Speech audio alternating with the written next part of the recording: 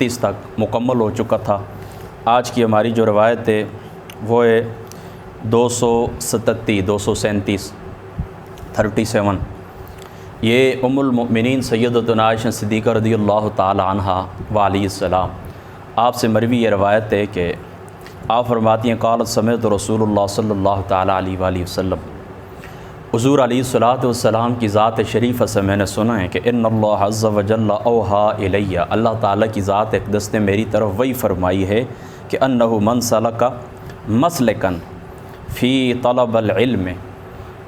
اللہ تعالیٰ فرماتا ہے کہ جو بندہ اس راستے کے اوپر چلے گا جس راستے کے اوپر طلب علم کی جاتی ہے،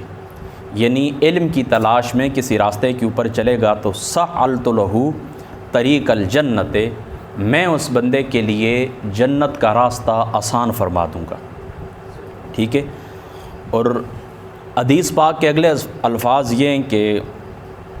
حضور نبی پاک صلی اللہ تعالی علیہ وآلہ وسلم آپ نے یہ فرمایا کہ میں جس بندے کی 2 آنکھیں لے لوں، یہ جو آنکھیں ہوتی ہیں نا، کریمہ کا لفظ حدیث پاک کے اندر ان کے لیے آیا، ہر شریف عضو کو کہتے ہیں کریمہ، یعنی انسانی جو اعضاء ہیں تو ان میں سے شریف عضو یعنی ہر حصہ جو ہمارے جسم کا حصہ ہے وہ شریف ہے، وہ کریم ہے۔ تو یہاں پر حدیث پاک کے اندر جہاں پر یہ الفاظ آئے ہیں تو اس سے مراد آنکھیں، تو اللہ تعالیٰ کی ذات مقدسہ فرماتے ہیں، یعنی حضور کی طرف یہ وحی ہوئی ہے۔ میں آپ کو پہلے بھی بتا چکا ہوں نا کہ یہ آقا علیہ الصلوۃ والسلام کی طرف اللہ نے وحی فرمائی، اوحا الیہ، تو یہ وحی کون سی وحی ہے؟ یہ وحی خفی ہے، وحی جلی قرآن ہے اور وحی خفی حدیث پاک ہے۔ تو ہم یہ نظریہ رکھتے ہیں، ہمارے اہل سنت کا یہ نظریہ ہے کہ جس طرح جبریل امین حضور علیہ الصلوۃ والسلام کی ذات اقدس کے اوپر قرآن لے کر اترتے تھے، بالکل اسی طرح جبریل امین حضور کی ذات اقدس کے اوپر سنت لے کر اترتے تھے۔ ٹھیک ہے، میری بات آپ سمجھ گئے نا؟ تو اللہ تعالیٰ فرماتے ہیں جس بندے کی میں 2 آنکھیں لے لوں تو اس کی جزا فقط اور فقط جنت ہے، یعنی اس سے نچلے درجے کی کوئی جزا میں دنیا میں اس کو کوئی کوٹھی عطا کر دوں، کوئی نعمت عطا کر دوں، کوئی دولت عطا کر دوں، نہیں، میں اس کے اوپر راضی ہوں کہ دنیا کے اندر جو بندہ نابینا ہوا اس کی دونوں آنکھوں کی نظر چلی گئی، یعنی دونوں آنکھوں سے اس کو نظر نہیں آتا، تو اللہ تعالیٰ کی ذات اقدس اس بندے کے لیے راضی ہیں کس بات کے اوپر کہ اللہ پاک ان کو جنت عطا فرمائیں۔ آگے فرما وفضل فی علم، وفضل فی علم خیر من فضل فی عبادت، کہ حضور علیہ الصلوۃ والسلام نے فرمایا کہ علم میں زیادتی، علم میں زیادتی یہ عبادت میں زیادتی سے بہتر ہے، یعنی علم کے اندر کوشش کرنا زیادہ فضیلت والا ہے بنسبت عبادت کے اندر کوشش کرنا، یعنی عبادت کے اندر جو بندہ کوشش کرتا ہے، عبادت کے اندر جو لگن رکھتا ہے، رغبت رکھتا ہے، محنت کرتا ہے، اس کی بھی بڑی فضیلت ہے، لیکن جو بندہ علم کے ساتھ زیادہ رغبت رکھتا ہے، علم کے ساتھ زیادہ محبت رکھتا ہے، فرائض ادا کرتا ہے اور نوافل کی بجائے علم حاصل کرنے کی کوشش کرتا ہے تو وہ اللہ تعالیٰ کے نزدیک زیادہ فضیلت والا ہے۔ وہ ملاک الدین الورع، اور دین کی قوت کا جو سبب ہے وہ ہے ورع، وہ کیا ہے؟ ورع۔ اب ایک لفظ ہے ورع، یہ جس طرح حدیث پاک کے اندر آئے، اور ایک لفظ ہے تقوی۔ بعض علماء فرماتے ہیں کہ ورع اور تقوی کے اندر فرق ہے، بعض علماء کے نزدیک تقوی کہتے ہیں آرام سے بچنے کو، اور ورع کہتے ہیں شبہات سے بچنے والی چیز کو، تو ان کے نزدیک تقوی کا درجہ کم ہے، ورع کا درجہ زیادہ ہے، اور دوسرے علماء اس کے برعکس کہتے ہیں، وہ کہتے ہیں کہ تقوی کا درجہ زیادہ ہے اور ورع کا درجہ کم ہے۔ بہرحال صحیح فیصلہ علماء نے کی ہے، یعنی جو مختار قول ہے اور جو بات حق کے زیادہ قریب ہے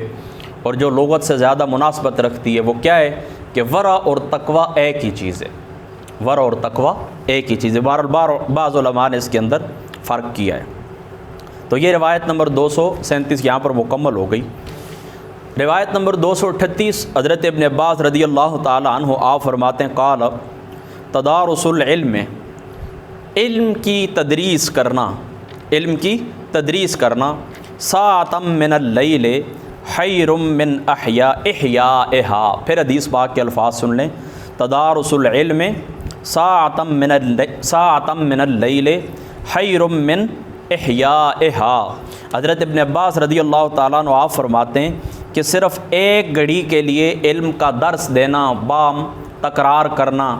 باہم تکرار کرنا، یہ ساری رات کے جاگنے سے بہتر ہے۔ رات کو زندہ کرنا، ظاہری سی بات ہے کہ بندہ ساری رات سویا رہے، صبح کی نماز کے لیے نہ اٹھے، عشاء کی نماز کے لیے نہ اٹھے، عشاء کی نماز نہ پڑھے سو جائے، صبح کی نماز بھی نہ پڑھے، رات کے وقت بھی کوئی نفل نہ پڑھے، تو وہ رات مردہ رات ہے۔ لیکن آپ عشاء کی نماز پڑھتے ہیں، ساتھ کچھ نوافل پڑھتے ہیں، پھر صبح کی نماز کے لیے بیدار رہتے ہیں، تو یہ رات کو زندہ کرنا ہے۔ تو فرماتے ہیں کہ رات کو سونے سے قبل، یعنی عشاء کی نماز آپ نے پڑھ لی، آپ سونے سے قبل ایک طرف ایک شخص پوری رات اللہ اللہ کرتا ہے، عبادت کرتا ہے، نوافل پڑھتا ہے، اور دوسری طرف ایک سٹوڈنٹ ہے، ایک طالب علم ہے، وہ کیا کرتا ہے کہ علم کی تکرار کرتا ہے، قال اللہ قال الرسول کی تکرار کرتا ہے، تفسیر پڑھاتا ہے، تفسیر پڑھتا ہے، درس و تدریس ہوتی ہے، دو بچے مل کر آپس میں تکرار کرتے ہیں، علمی تکرار کرتے ہیں۔ تو یہ فرماتے ہیں کہ پوری رات زندہ رہنے والا، پوری رات کو زندہ رکھنے والا شخص عبادت کے ساتھ، اس سے بہتر کون ہے کہ رات کو چند ساعتیں علم کا تکرار کیا جائے پھر بندہ سو جائے۔ کتنی شان ہے علم کی، کیونکہ عبادت کا فائدہ بندے کو خود ہوتا ہے، لیکن علم جو ہے تو علم کی جو شان ہوتی ہے، علم کی جو شان ہوتی ہے، علم کے صدقے پھر کیا ہوتا ہے، دوسروں کو بھی ہدایت ملتی ہے۔ بندہ کسی کو پڑھاتا ہے، بندہ کوئی کتاب لکھ کے چلا جاتا ہے، تو علم سے دوسروں کو فائدہ بھی پہنچتا ہے، علم کو دوسروں کو فائدہ پہنچتا ہے، اس لیے علم کی فضیلت عبادت کی فضیلت سے زیادہ ہے۔ آگے بڑھیے، حدیث نمبر 239، حضرت عبداللہ ابن عمرو رضی اللہ تعالیٰ عنہ ان رسول اللہ صلی اللہ تعالیٰ علیہ وآلہ وسلم مر بمجلسین، حضور علیہ الصلوۃ والسلام دو مجلسوں سے گزرے، فی مسجدی جو مسجد کے اندر ہو رہی تھیں، فقال کلاہما علی خیر، حضور نے فرمایا دونوں بہتر ہیں، واحدہما افضل من صاحبہ وَأَحَدُهُمَا أَفْضَلَ مِنْ صَاحِبِهِ، لیکن ان میں سے ایک دوسرے سے افضل ہے، یعنی دونوں مجلسیں خیر کے اوپر ہیں، دو مجلسیں ہو رہی تھیں اور خیر کے اوپر ہیں۔ حضور علیہ الصلوۃ والسلام نے فرمایا دونوں مجلسیں خیر والے ہیں، مجلسیں دو ہو رہی ہیں نا، فرمایا دونوں مجلسوں کے اندر جو لوگ شریک ہیں وہ خیر والے ہیں، لیکن ایک ان میں سے افضل ہے۔ وہ دو مجلسیں، ایک تھی علم کا مذاکرہ ہو رہا تھا، درس و تدریس ہو رہی تھی مسجد کے اندر، اور دوسری طرف اللہ رسول کا ذکر ہو رہا تھا، یعنی اللہ اللہ لا الہ الا اللہ کلمہ طیبہ پڑھنا، اللہ کا ذکر ہو رہا تھا، نوافل ہو رہے تھے، دو مجلسیں تھیں۔ تو حضور نے فرمایا دونوں خیر کے اوپر ہیں، لیکن ایک ان میں سے بہتر ہے۔ اما ہؤلاء فیدعون اللہ، ایک تو وہ ہیں کہ جو اللہ تعالیٰ کو پکارتے ہیں، ویرغبون الیہ، اس کے اندر وہ رغبت رکھتے ہیں، فإن شاء آتاہم وإن شاء منعہم، یہ اللہ کی مشیت کے اوپر موقوف ہے، اللہ تعالیٰ ان کو عطا کر دے تب بھی ٹھیک ہے، نہ عطا کرے تو یہ اللہ تعالیٰ کی مشیت کے اوپر ہے، یعنی وہ لوگ جو اللہ سے دعائیں کر رہے تھے، ذکر اذکار استغفار کر رہے تھے۔ وَأَمَّا هَؤُلَاءِ فَيَتَعَلَّمُونَ الْفِقْهَ، اور یہ دوسرے جو ہیں نا یہ علم حاصل کر رہے ہیں، یا پھر فقہ کے بجائے اول علم، یہ علم حاصل کر رہے ہیں، یہ علم سیکھنے